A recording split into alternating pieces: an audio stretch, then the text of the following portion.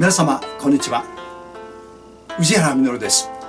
世界に誇る日本人の心、副題として日本人こそ聖書の民だったというテーマで皆様とご一緒に考えたいと思います。本日は7月31日土曜日、第47回目です。敗戦利得者が政界を支配です。本日のポイントです。GHQ の占領政策に協力し、自分たちの権益を広げた敗戦利得者たち、つまり敗戦によって利益を得た人たちが戦後の日本にたくさんいました。政界にもはびこった人々は GHQ の片棒を担ぎ、今も日本の復興の妨げとなっています。吉田茂元首相は敗戦利得者の親玉でした。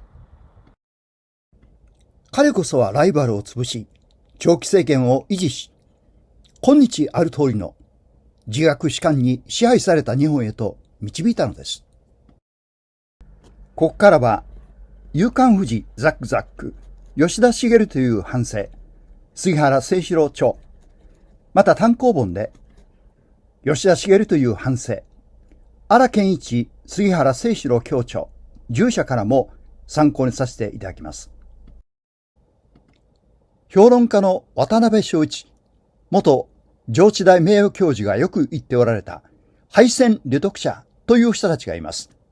日本が敗戦し、占領軍が昭和21年、1946年1月4日に出した公職追放令によって戦争責任があるとして公職から追放された人たちがいます。公職だけでなく、財界、言論界にも職場を追われた人たちがおり、約21万人の人が職場を去りました。これによってその空いたポストに就いた人は敗戦利得者です。この人たちは高いポストに早めに就くことになったに過ぎない人たちもいますが、中には通常では絶対にそうしたポストに就けるはずのないのに就くことのできた人たちがいます。純粋な敗戦利得者です。さらに彼には戦争責任があってポストを追われるはずなのに、うまく立ち回り、あるいは画策して、そのポストを守り抜いた人たちも含まれています。日米開戦にあたって、日本海軍はアメリカ真珠湾の奇襲攻撃を行いましたが、外交的にはその30分前に最後通告をアメリカ政府に手行、直接相手に手渡しするはずでした。しかし、よく知られているように、ワシントンの日本大使館の事務失態によって手行は遅れてしまいました。つまり手行が遅れたために、その約1時間後に真珠湾攻撃が始まり、日本海軍の真珠湾攻撃は名実ともに騙し討ちとなりました。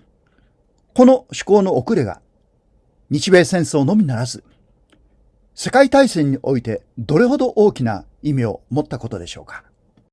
時のアメリカ大統領ルーズベルトは戦意高揚の意味もあって、日本の通告の遅れは大使館員の事務失態によることを事実上知りながら覆い隠しました。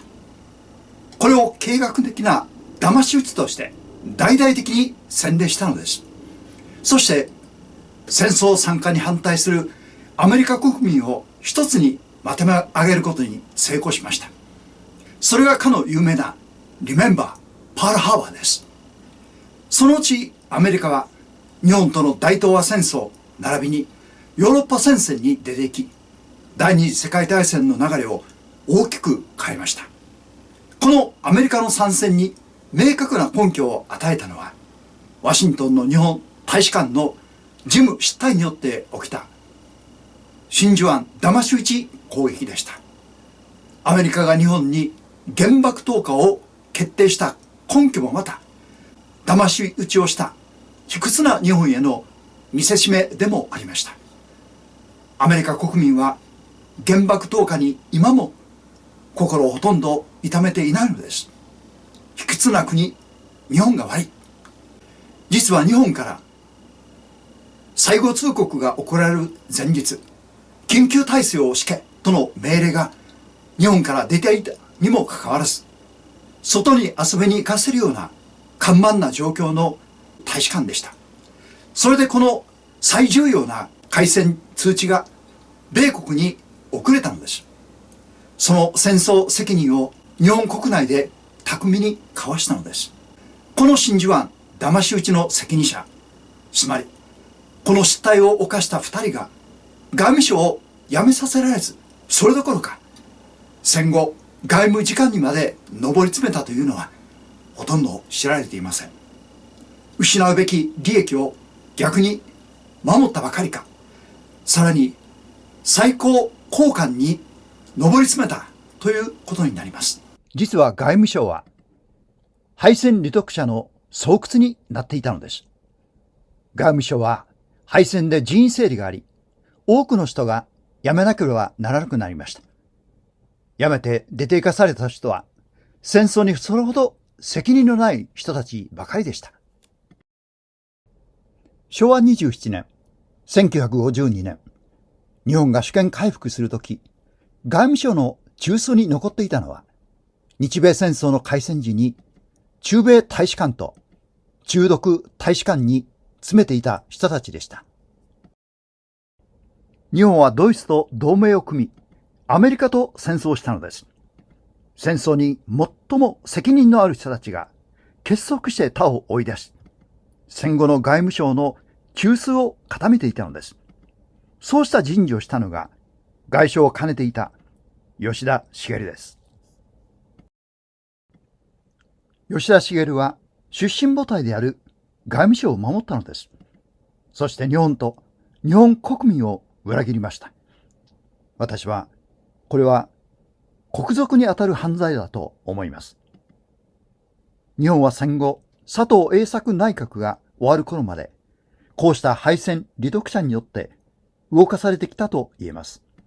戦地に倒れていった兵士や空爆や原爆で死んだ人たちの思いを敗戦利得者が心に深く留めたとは到底思えません。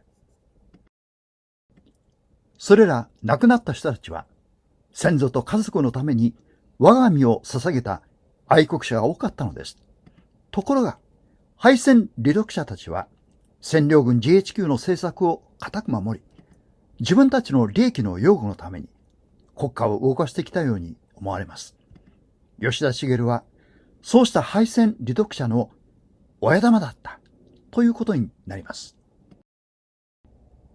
そしてその敗戦利得者の吉田の次の席に座っていたのが、吉田に可愛がられていた池田隼人や佐藤栄作でした。共に日本が高度成長期の時代の首相でした。佐藤は自民党幹事長時代、汚職事件、いわゆる造船疑惑に名を連ね、東京地検特捜部に逮捕される寸前でしたが、首相の吉田が法務大臣に指揮権を発動させたことによって逮捕を免れました。佐藤は吉田に次ぐ敗戦利得者として最後は首相に上り詰め、また非核三原則でノーベル平和賞を受賞しています。しかし疑問視する声も多いのです。佐藤は自身の首相時代に亡くなった吉田に国葬を行っています。国民の吉田への批判が出ないように国葬をすることで封じたと考えられます。こうして身内で互いを守ったのです。中央は弔辞を読む佐藤首相、国葬委員長です。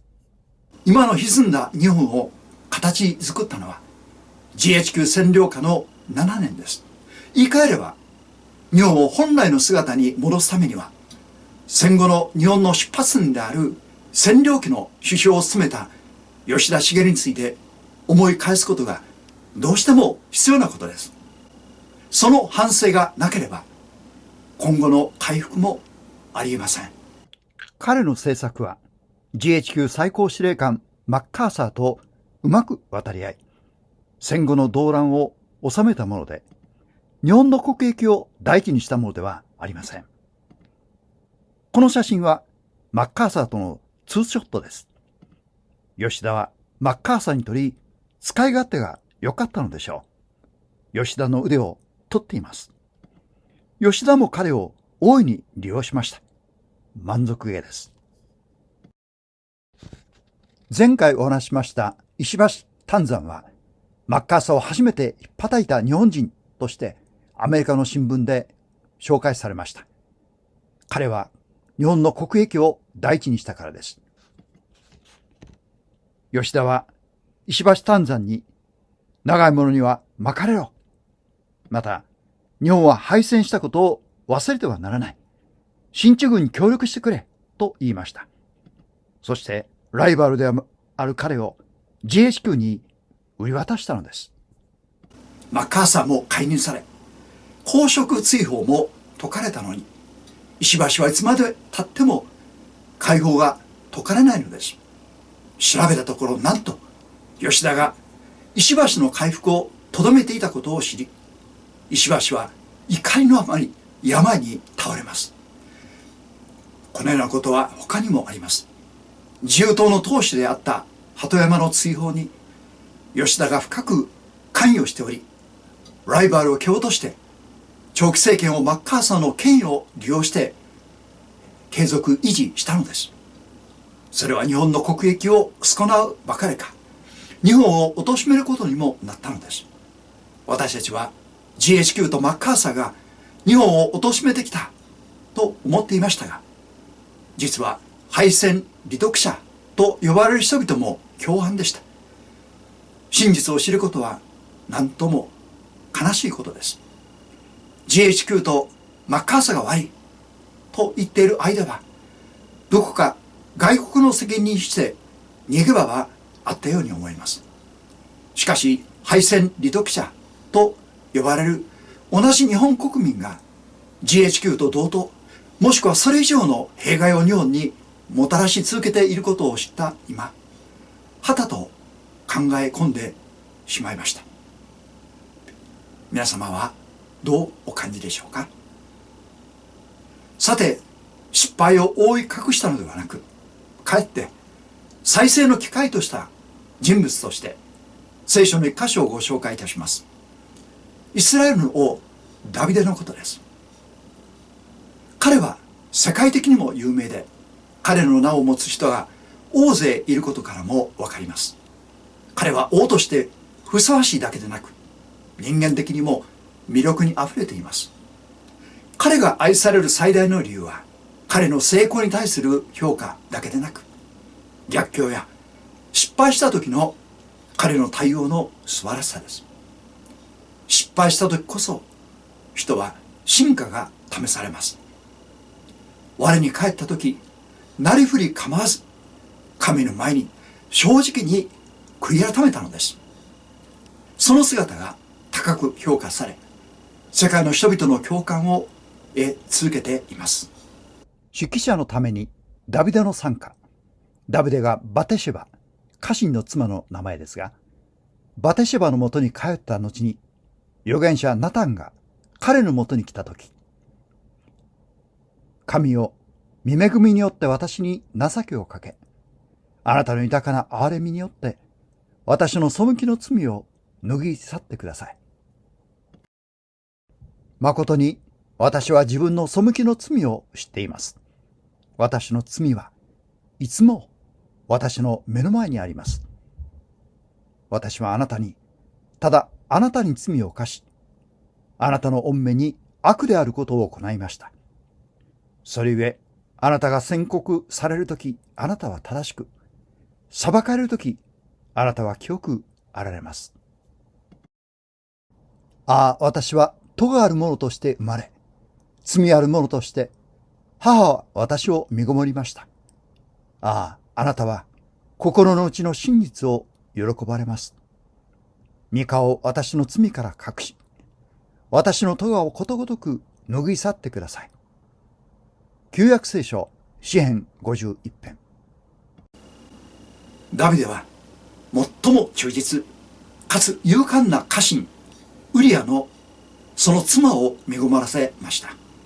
それを隠すためにウリアを激戦地に送り戦死させ、彼女を自分のものとしたのです。何ということでしょうか。イスラエル民族の歴史書でもある旧約聖書が民族の恥とも言えるこのような記事を公然と記録するところに民族の本当の強さを私は感じるのです。